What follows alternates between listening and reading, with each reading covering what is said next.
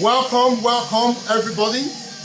We have Richard with us. Thank you so much, Richard. I mean, that will be the earliest that I will have on the show. Richard is here from the beginning.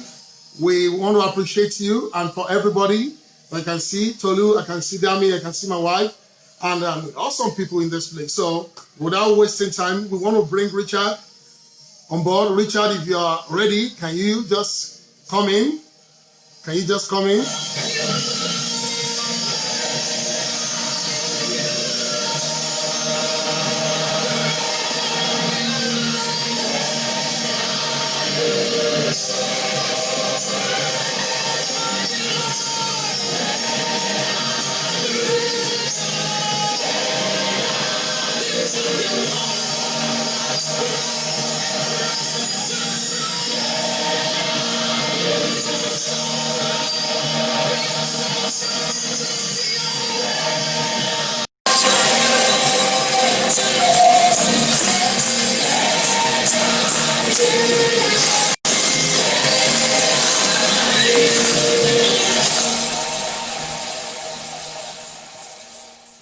Hi, Richard.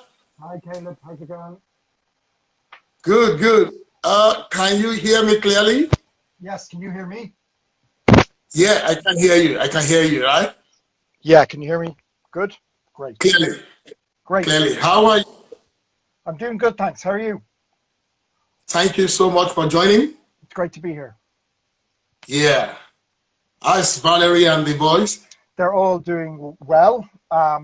Just, trying to wind down school and all the rest. And my eldest is the same age as your eldest. And they're both looking forward to finishing sixth class in the next few weeks and getting ready for secondary school, which is a big change. I know. I know. You're getting ready for as well in your house? We're getting ready to get everything ready. Mary is saying hi. Hi, Mary. Hi, Mary. Good, great. Wow. Thank you so much, Richard, for coming. Thanks. It's great to be here.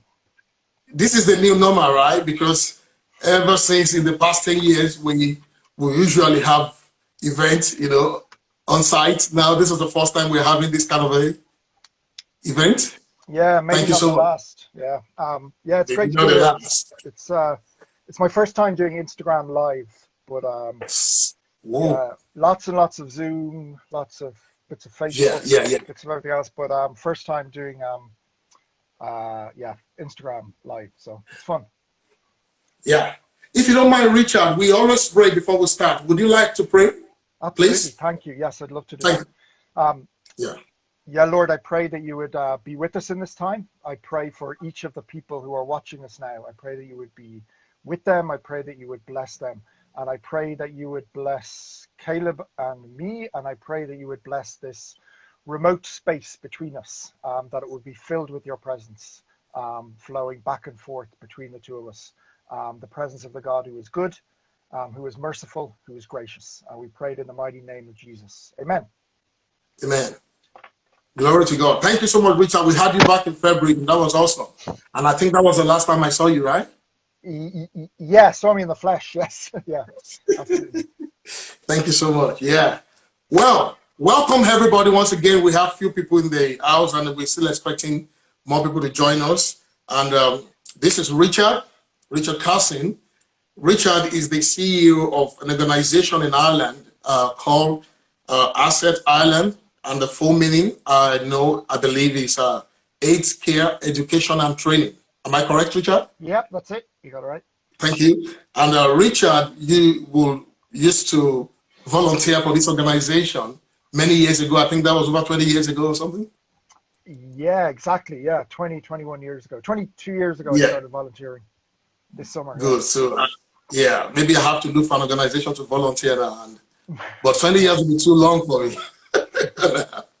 Well, so that is Richard. Richard, you're welcome. Thank you so much. You want to just say something just to welcome us? Yeah, well, it's great to be here. It's great to be with, and not just with you, but with your church, because I know that Mary and some of the others are looking in. And it was great to be in Adamstown in February. It seems like about 6 years ago. that we were Ooh, that I was in Adamstown, because so much has yeah, happened in the last, what is it, 4 months? Yeah, it's 4 months nearly to the day since I was in Adamstown yeah. with you, but it feels like about 4 years. I know. So much has happened, but here we are. It's great to be here. Wow. Thank you so much. So, Richard, we've outlined a number of things that we would like you to talk about today, and we will just go, we have an hour, but maybe we will not, finish the hour, and we'll just see how it goes. Let's see how it So, goes. your organization will deal with issues of HIV and AIDS in Ireland. Hmm. And so what we'll be looking for is for you to just take us through few things that you want us to know in terms of HIV/AIDS. This is the first time we're having this. We've had this for 10 years, various conversation and events and focus groups. But this is the first time we're having this. So this will go to all to a different audience apart from the one we used to reach. But I remember back in February. February was we had you on the Valentine's Day, and we had an event, and we were talking about so many issues around health issues, sex issues, and family issues, juvenile delinquencies, and things like that. And I remember you handed me a kit Hmm. for HIV testing. Hmm. Yeah, and I tested on that very night. You wanted to test me before that day. You wanted to actually come to me in the office. I said, wait, let me finish this event, then I can do the test. So I had a test after the February 14 event, and well, the test was negative. But if it were to be positive, I will still be able to say it the way I'm saying it now, because that's where we are going. But to be candid, I was very, very scared. Even though I know that I have nothing to be scared of. But in terms of stigmatization, in terms of fear. So would you take us through the journey of HIV/AIDS testing in just a couple of minutes and before we go to the rest? Thank you, Yeah. Richard. So on testing, the quick, I suppose the big news is how testing has changed. So if we take ourselves back 5, 10 years ago when we first met, um, testing, I would have encouraged you and some of your peers to get tested for HIV. That meant a couple of things. One, you went to a hospital, you went to a clinic. Yeah. So that's where you went. And then you got a test at the clinic, and then you waited. And you Hmm. waited not just days, you generally could wait up to 2 weeks. And they might say something to you like, if you've a positive result, we'll ring you. If you've a negative result, we won't ring you. That might be what they would have said. It's changed over the years. And so for those next 2 weeks, you said you were nervous in February doing a test, but imagine for 2 weeks, every time you get a phone call, and it's maybe a no caller ID, a private number, or a number you don't recognize, and you're like, oh, what is this? What is this? The positive result? Is this it? Every time, is Is it? this it? And so that's how the test worked. For 2 weeks, people were nervous, waiting for the results, and they'd either hear a negative result or they wouldn't be told, and they'd conclude it was negative, or maybe they'd get a positive result. So those 2 weeks were filled with anxiety and fear, and you'd have to go to this place that was a hospital and come home. In the last 5 to 10 years, particularly the last 5 years, it's completely changed. So where you get tested changed, because now you can get a test anywhere. The test can go anywhere. It's very simple. And when it comes to self-tests, for who does the test, you can do it yourself, which is the one I gave you. So it can go anywhere. Go to your home, it can go to your church, it can go anywhere, the test. And the result is not 2 weeks of, what will happen? Will I know? Will I find out? The result now is immediate. It's essentially 30 seconds. It's as quick as you pour the little fluids in. The whole thing can be done in 10 minutes from when you open Yeah. the pack to when you finish it. And that's how quick it can be done. And that's completely changed things, because now, yeah, within 10 minutes, you can start to sit down and you can walk out knowing, or you can be there knowing your results. So that's completely changed tests. It's about trying to bring tests to people, when before people had to go to the test, and that's made it much more accessible. And I'm sure we'll talk a little bit about why the test is so important, and why right now, it's always been important, but why it really makes a big difference now, because the reason for the test has changed a lot of things, and that's really good as well. So yeah, that's the quick headlines on the test. They're very, very accurate. They can be trusted. if you had got a positive test that day, we would have linked you to a hospital where you would have got another test just to check. But basically that's how they work. They're very good, they're very efficient, they're very reliable, they're very accessible. I actually have one behind me. I'm going to spend like 3 seconds going off camera because see where my finger is. Please. You see right there? There's a HIV test. Watch. Give Yeah. me 3 seconds. My earphones are Bluetooth, so don't worry, I'm not going anywhere. Give me 3 seconds. Okay then. Oh, where's it going? Oh, here it is. Valerie tidied it away, actually. She was tidying the shelves behind because I'm on camera to people. But here it is. That's the test right there. And you got a slightly different one. It was blue. But this is the one that somebody who's trained, like me, can perform on somebody else. And there it is right there. It's very simple. It costs less than €10. And it's free in lots of settings in lots of countries around the world. If you Google HIV testing and your country or your city, you may find places where the test's available if it is. And that's how simple it is. And that's a HIV test. We can throw them in the bag, and a few other little bits of kit are needed. But it's as simple as that. And it's really changed. It's one of the things that has changed the story of HIV over the last 10 years. Quickly, Richard, thank you so much. Quickly, this issue of HIV/AIDS is not going away. It's so sad that on top of many issues that health issues that we are dealing with in this world, that HIV/AIDS is still on top of that. So would you encourage people, because I told you I've been doing this work with you for 10 years. And why did it have to take me 10 years? Because of fear, not because, you see, I will say most of the time when Mary goes to have baby or something, I will be called upon to have blood tests. So I will say to her that, I'm sure they did HIV tests, right? And she will say, well, I know if there was an issue, they're going to call us, but it's not as important as you getting tested so that you can be able to tell people. A lot of people still die of HIV/AIDS because they don't know. So will you please touch on that and the stats? If you have on top of your head some stats to give us, current stats that you can just, yeah.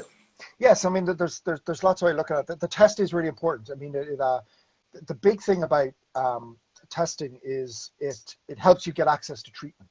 And the drug treatment is brilliant. It's not a cure, it's not a vaccine, but it is amazing drug treatment for HIV. It's so good that people are living long, long lives, as long as anyone else, into their old age.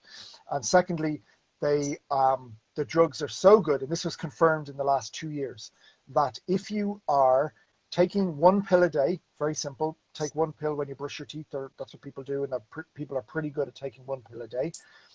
It means you cannot transmit the virus to another person. It won't transmit in terms of sexual transmission. It won't happen.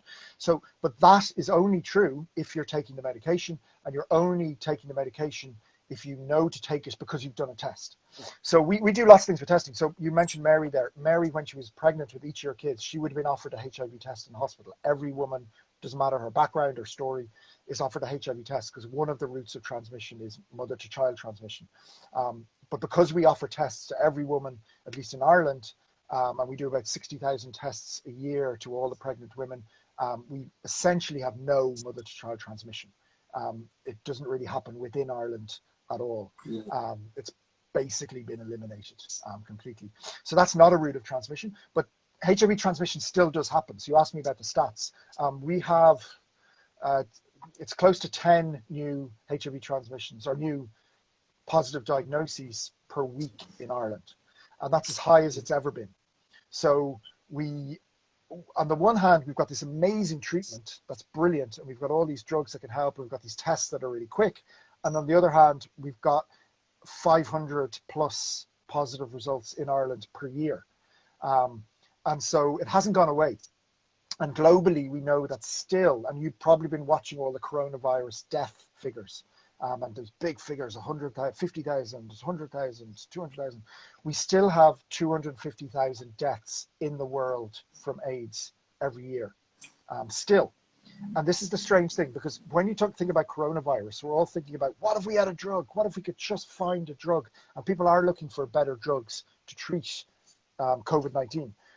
And imagine if somebody tomorrow said, we've got a drug, it's brilliant, it works, people can live long, long, long, long lives, and they won't transmit coronavirus, or, say we came up with an amazing drug. We've already done that for HIV. We've come up with brilliant drugs. but still 250,000 people die every year, and globally. And that's because drugs isn't as simple as just having them and making them. It's about access, and it's about global inequalities of wealth, of access to medicine.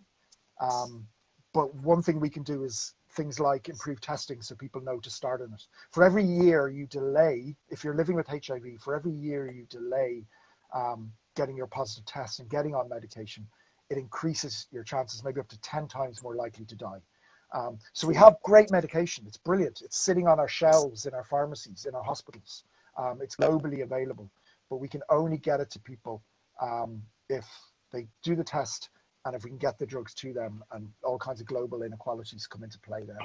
And we're still going to touch on the coronavirus, COVID-19, but I just want to imagine that if somebody had HIV/AIDS and the person isn't aware, that becomes an underlying health issue, and that's why it's very, very important to get tested.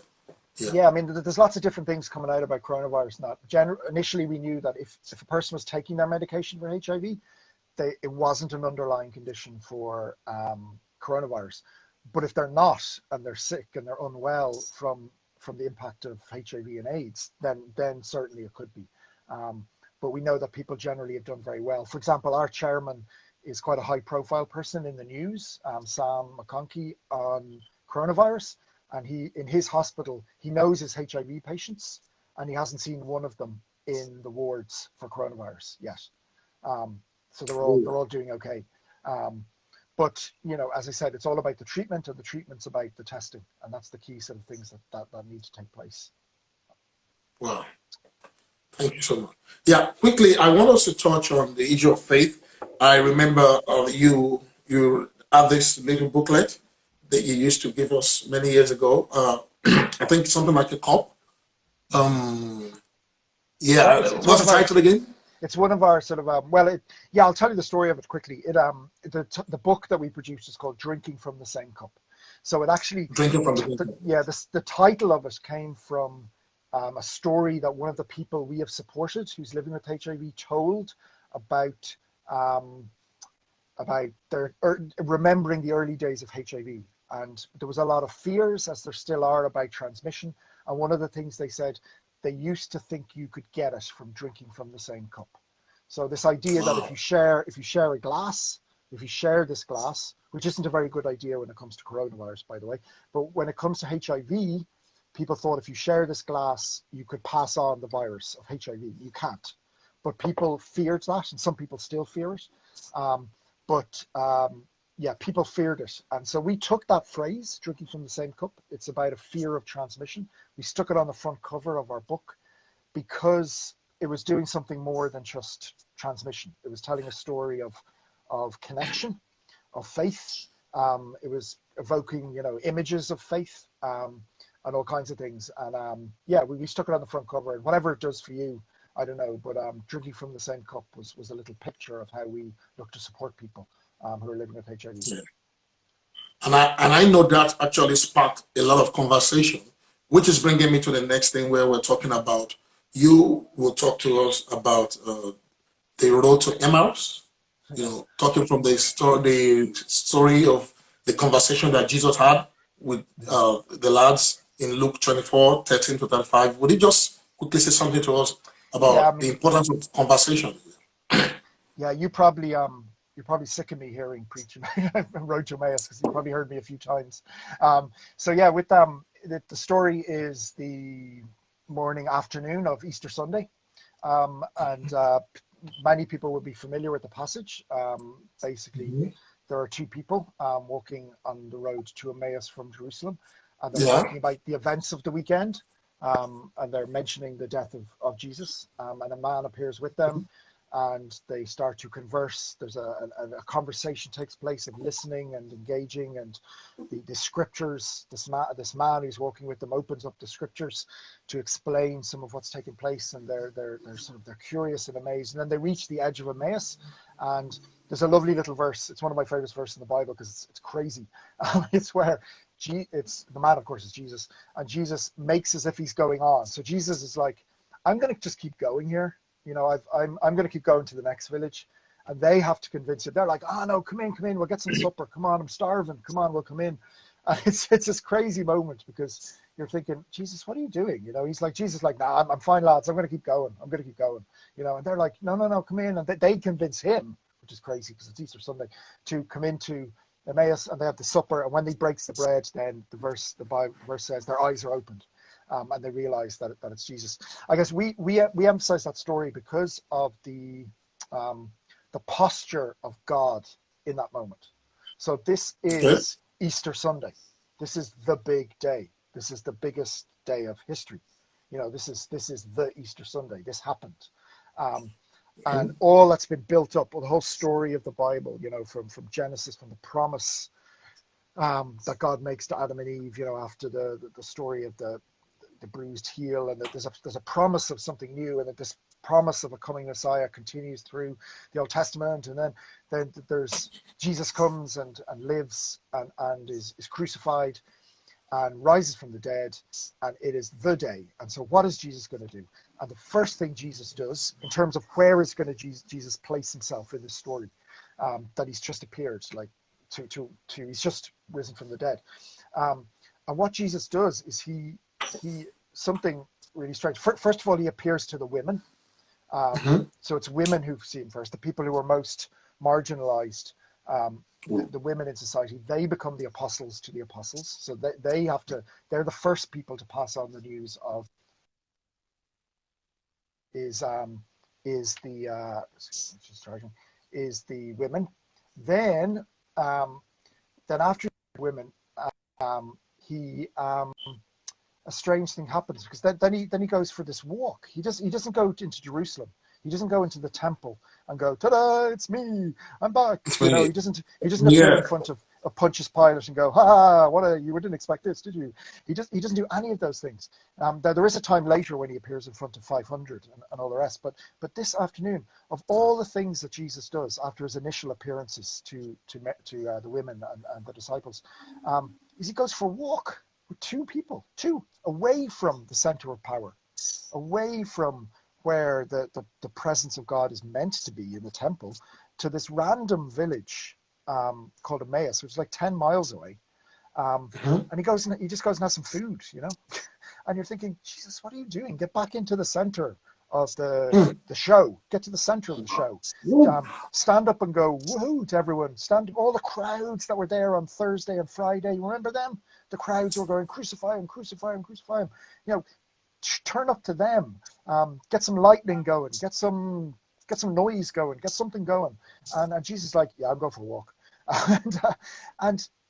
We love that passage because it tells a lot about how we've responded to HIV, an issue of people who are marginalized, an issue of stigma. You mentioned the word stigma, which is, again, itself a word that evokes images of faith and of Jesus. And we love the fact that on this big day, God, after we've just killed God and he's come back, God is like, right, I'm going for a walk. I'm going to walk alongside people. We're going to listen. We're going to talk. We're going to open the scriptures. We're going to sit at a table. We're going to eat. And that's what I am like, says God. And that's really informed the work that we've done in sitting with people who are living with HIV and walking with them, alongside them in their journeys of life. And we're inspired and encouraged by that picture of God, a God who would go for a walk to the most random place that you don't think God's going to go to, and that your brain is telling you, you shouldn't be going there, Jesus. Get back where the action is.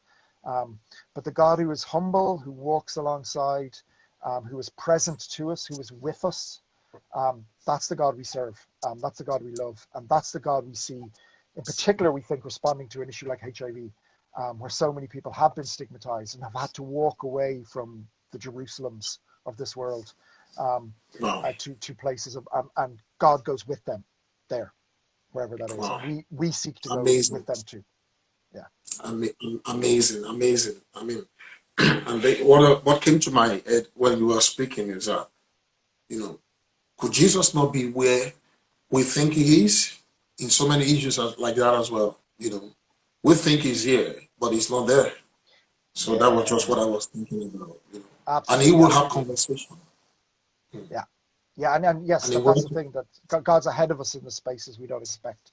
My own personal story is of I used to work in I worked in a fee-paying school on the south side of Dublin that was sort of a world away from the inner city areas that I came to work in, where drug addiction in particular was part of the HIV story in Dublin. It's not the whole part, but it's part of it.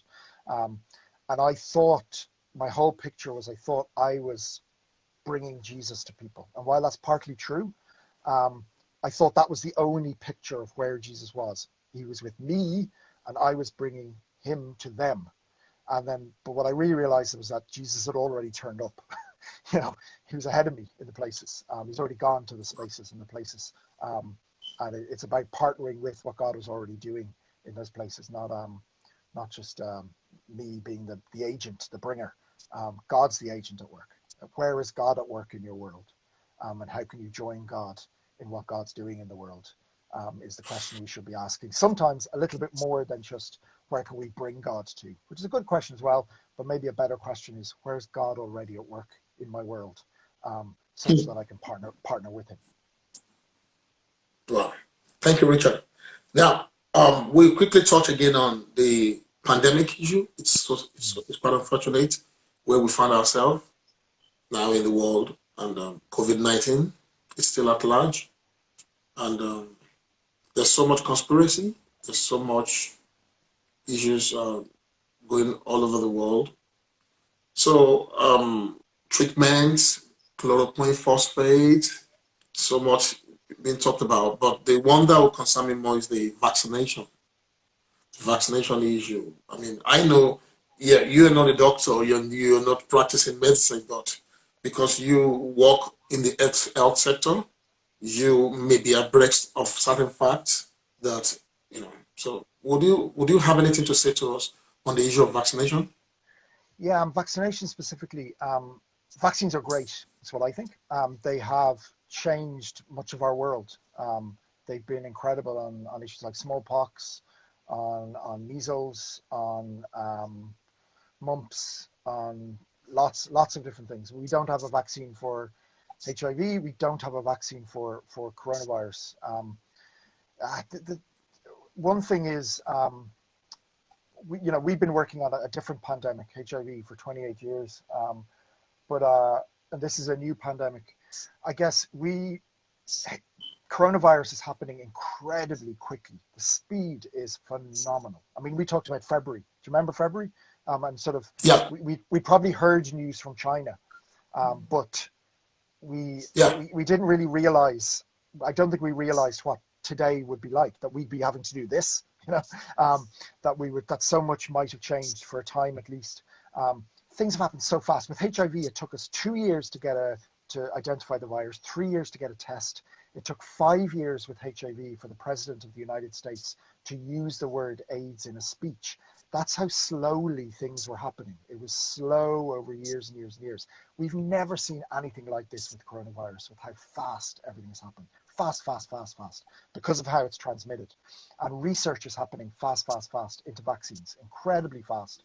I have a number of friends, one of my own church leaders and my cousin, both work in fields related to immunology, microbiology, and pharmacology, which is what my degree is in. And they're all just working flat out on coronavirus, and they've never seen anything like how fast people are working. What's happening now with the vaccine is there are lots of trials happening. Now, that doesn't mean we're a month away from a vaccine at all. There are lots of trials. You can go to a website and you can see all the trials, the human trials that are taking place around the world for it. And humans are getting a vaccine that they're thinking could work. That doesn't mean we're very, very close to one. It could be a long time. And most of the experts, they throw out figures like a year, 2 years, something like that. And it might be a little bit quicker. It's a really interesting issue to pray for, actually. I know this sounds, listening to my own church leader who's doing research on vaccine, on the whole coronavirus, he says he'd love us to pray for the issue of researching a vaccine, because it's basically about trying to find pieces of a jigsaw and figure out what's out there to get the vaccine going. There'll be lots of human trials. So on the one hand, it's very fast. It's also, the thing with vaccines is they're relatively cautious. So there's a lot of talk about how vaccines are unsafe. They are safe generally, and they're not going to be released out if they're not. There was some difficulties with vaccines with the one particular type of vaccine in Europe with the swine flu vaccine about 10 years ago. There were some difficulties with that, but vaccines are very safe. But it's all about the timeline when it comes to coronavirus. We've got a year to go till we really get there. And we need to pray for the people who are researching a vaccine. We need to support them. We need to wait for it. And we need to do 100 other things between now and then that are to do with stopping coronavirus. And that's really where our focus is now. So vaccine, I would say the number one thing for most people watching this is pray. Pray for a good, safe, effective vaccine. Yeah, because I had some news that even with the trials, it's just about 50% success that they are having on that. Yeah, I mean, the trials mean different things, because the 50% can mean a few different things. It has to be understood about how it's sort of working. They want to get to a very high percentage, obviously, to make that impact. And they have identified what coronavirus looks like. You know, they look at the DNA, the RNA, the DNA of it, and figure out exactly what it looks like. And that helps them know what a vaccine might look like. And it means that some vaccines can have a little bit of an effect and work. But to really get to a place where we can roll out globally a safe, effective vaccine, we've got a long way to go. Still a long way to go. Even with some interesting human trials that are happening, and even with the incredible scale of work, we've never had people work together around the world, scientists work together around the world as quickly as they are right now. Yeah, we've got a bit to go yet till we get there. Now, you said something just now that they've identified how it looks, but I think, I'm not sure now, but I think I've had some news whereby they said that the strain, that there's a kind of a mutation that keeps happening. So if they designed a vaccine based on this strain, it's going to mutate again, and they'll have to. So that's your field now, because I forgot completely that you did pharmacology. So will you say something on that, please? I can, yeah. I wouldn't describe myself as an expert, but I'll give you the headlines on that. So some of the headlines are, yes, viruses can mutate, and some mutate quicker than others, and some have an impact on the body quicker than others. HIV changes a lot. It mutates a fair bit. The common cold changes. The flu vaccine changes quite a lot. So what we do with the flu vaccine and the mutation of the flu is we watch what's happening with it and with different strains of it in the southern hemisphere in their winter. So they're in their winter now. So we're watching, when it comes to something like the flu, which is a completely different virus, we watch what's happening with the flu in Australia now in their winter and see which one is going around, which strain is going around, has it mutated, has it changed? And then that informs the vaccine that we produce for our winter that's ready in October. So yes, vaccine change that. Now, we're not sure with coronavirus. We know that, yes, it can mutate. There is some research that says it's not changing as scarily as we might have feared, which is good news. So there is some good news. It's not changing, crazily all over the place, such that we can't completely catch up with it. But it's like that. It's a race back and forth with research. We're trying to figure it out with watching mutations, and with the fact that while there could be some things they've looked at and figured out that it's not changing as much as they maybe had feared it was, we've still an awful lot to learn about it. Because I'm back to the same thing. I saw you last in February. That was 4 months ago, and that's nothing. It's no time at all. And that's how quickly they've had to research and figure these things out. So we've a long way to go still in understanding when it comes to the specifics of mutation, of change, and of how we respond to coronavirus for the next few weeks, months, and even years. So, as a friend of the family, you said it's safe to take. So, would you recommend that I take the vaccine for my family? I'm not getting some chips from 66 that I was saying to you about the conspiracy. Am I losing Richard?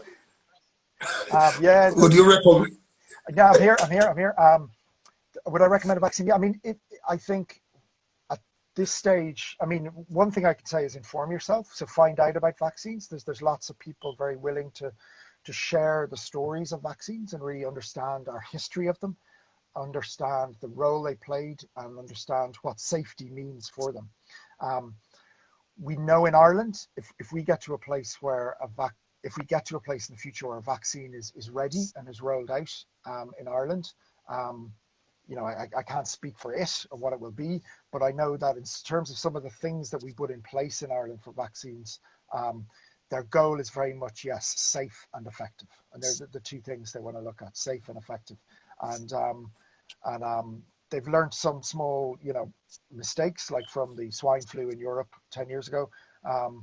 But we've learned an awful lot. And certainly some of the conspiracy theory sort of things about the lack of safety of them, I would say are not true at all.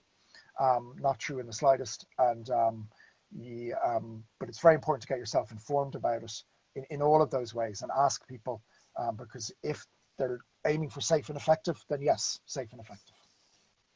I will say that I've said it before that if I'm going to take any vaccine, I would prefer it's a vaccine that I know was produced in Ireland, not some vaccine that was shipped from abroad.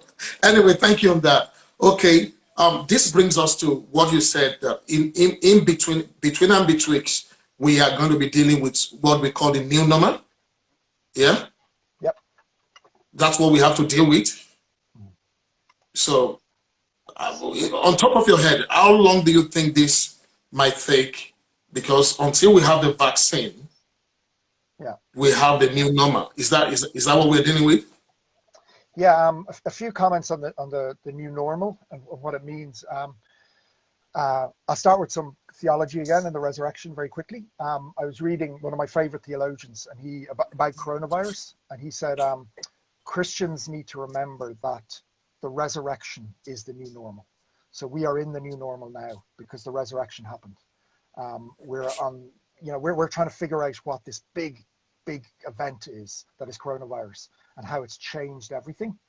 And this theologian that I love was saying, hey, Christians, remember a big event happened that changed everything and that delivered a new normal.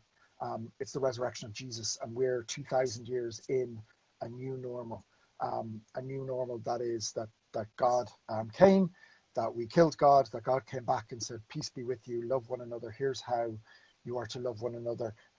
So you've nothing to lose. You can fear nothing. Go now and live in the power of the new normal. Because I have come back from the dead. So everything's changed now. You're on the other side of it now. So that's first thing on the new normal. Secondly is a new normal is possible. HIV has a new normal. While we don't have a cure, we don't have a vaccine, the drugs are brilliant, the treatment is brilliant, and we're at this place in some ways we couldn't imagine 10, 15 years ago with HIV, in which people taking the treatment can't transmit it on to another person. If they're undetectable, that doesn't mean the virus is gone, but it means at a very low level, they cannot transmit it. It is untransmittable. That is the new normal of HIV. A new normal is possible with a virus. And we're in some ways, while we'd love to get to another new normal where it's gone, we are in a new normal with HIV thanks to the drug treatment, particularly when it comes to transmission. With coronavirus's new normal, in some ways you're kind of asking about the broader societal thing. Look, it's so hard to tell. I was in the city centre today with work. I'm allowed to go into the city centre with work, and every day you're trying to figure out what's happening with how many people are in town, as we say in Ireland, how many people are around, how the shops are opening up, what does the new normal look like? And every day everyone's trying to figure it out, figure out what the city looks like, trying to figure out what you're allowed to do, trying to figure out what people are actually doing, trying to figure out how life works. What we do know, so it's so uncertain, it really is so uncertain. How long does this last? What do our cities and our towns and our village and our countries look like? Part of it is I just don't know, because no one knows. And each day we're trying to figure it out. Here's a few things I do know, though. I know that since I saw you, and a couple of weeks later, in the middle of March, we have to social distance from everyone outside our household, essentially. While there are some exceptions, if we go to the doctor, we go to the dentist or something, because you have to be close to somebody. All of our activities, from school to church to social lives to transport to going in the park, all of it has changed, because you cannot walk within 2 meters of anyone who isn't in your household. And that's been the case from March. It seems at least till September. And that new normal is, if you'd said this 6 months ago, it's like, what? That's crazy. But that's what we're living with. And I part of it is I just don't know. I don't know how long it's going to last. There's big questions about September and schools. So our eldest kids, we've talked about how both of our eldest kids are going to secondary school in the last week of August. What does that look like? We don't know. Will they be going in every second day? Maybe. Looks like it. Will they be? Will their school life just look very different? Will their day be shorter? What? There's going to be a completely different reality to that. What businesses will survive the next few months? We don't know. What kind of activities that were normal that require us to be close? We don't know. You know, I love sport. I love going to sports stadiums. When will our sports stadiums be full again for a big match? Know. Don't know. I do know this, though. Here's an interesting thing on the sports stadiums. New Zealand, who have no cases now, they've no active cases, they believe. They've got a crowd, a nearly full stadium this weekend for a rugby match. Yeah. So they'll be the first country to bring back people, decent crowds in stadiums. They might be absolutely full, but I think they've got something close to that. So there's new normal, and then there's the fact that the new normal can change and end. And so something like that, I can't imagine, like a Dublin stadium being full again, will be full in New Zealand this weekend. But there's just so much uncertainty. What will this winter bring? You know, flu and coronavirus, and another wave or whatever. You know, if that happens, we just don't know. And the impact, its impact on our social life, especially in terms of tolerance issues. You know, because we have a lot of. It's just unfortunate that we find ourselves, but we see the good in it. We have to just look for the positive, and we just have to keep looking for the positive. We have on the social thing. Yeah, I'll be quick here. We've got a trauma therapist on our staff. A lot of the people that we support, and as a way of supporting our own staff and volunteers, we have a trauma therapist who's brilliant on our staff, and she talks a lot about the fact that some of the definitions of trauma, and one of the ones she uses is that trauma is disconnection. Oh. And she would say that while not everybody may have been traumatized by the last few months, certainly there are what she was described as the conditions for pre-trauma. So we are setting many of us have experienced a foundation for trauma. We might not have been technically traumatized, but in our disconnection from one another, in the fact that we had to stay distant from people, we sort of created a context where trauma can be a very real part of our existence.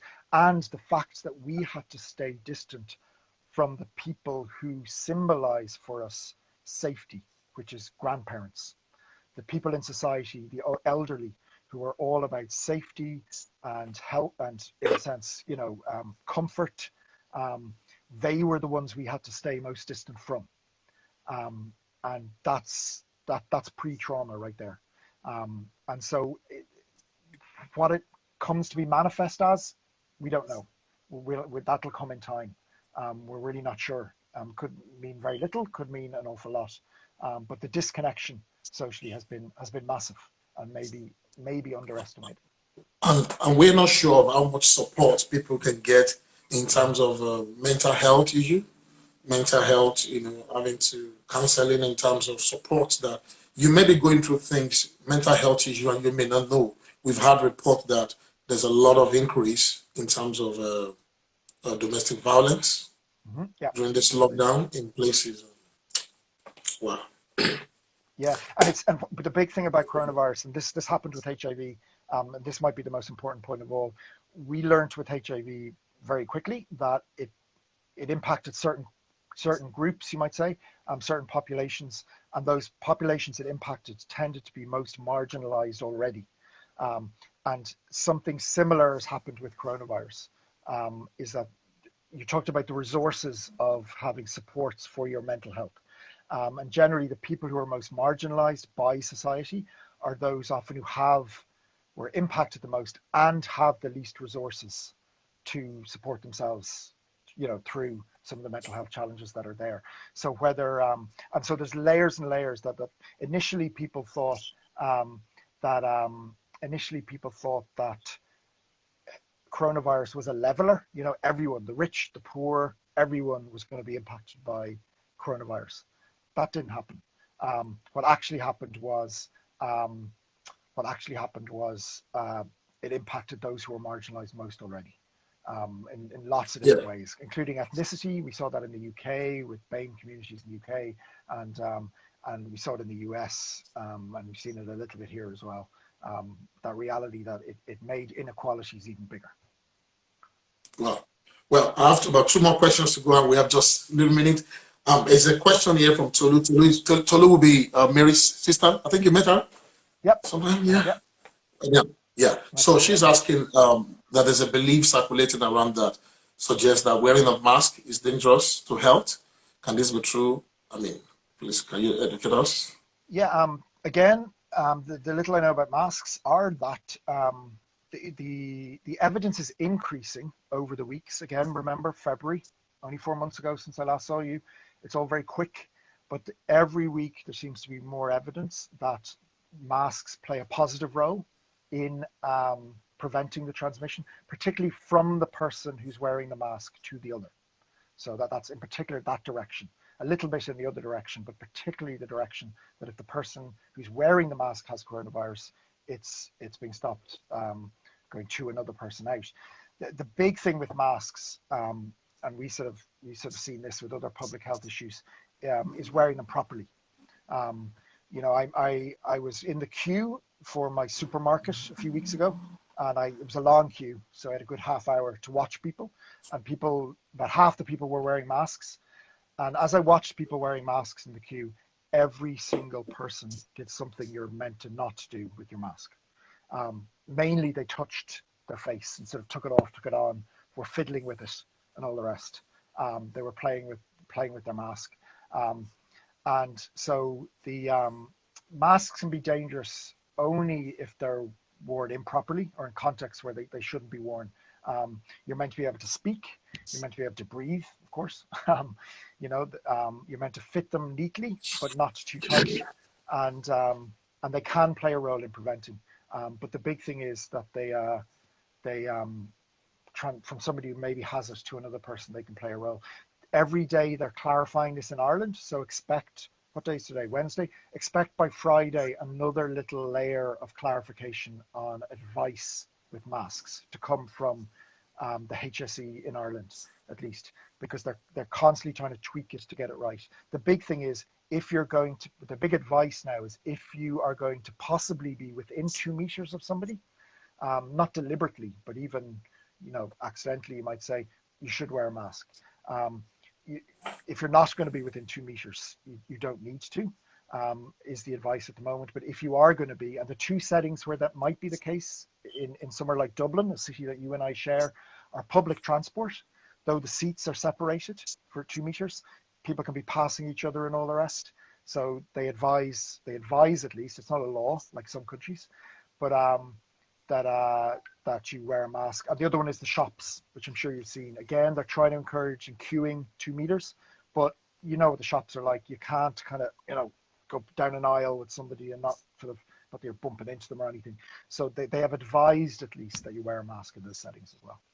And we'll listen, watch out for the news by Friday. They might tweak that advice a little bit more by Friday. Yeah. George Floyd, it's quite unfortunate. I sent in the article today to Ruth, and I was able to send it in. Yeah. Great. Give our picks here. It's so sad what is happening in the world. This should not be happening on top of what we are dealing with in the world now.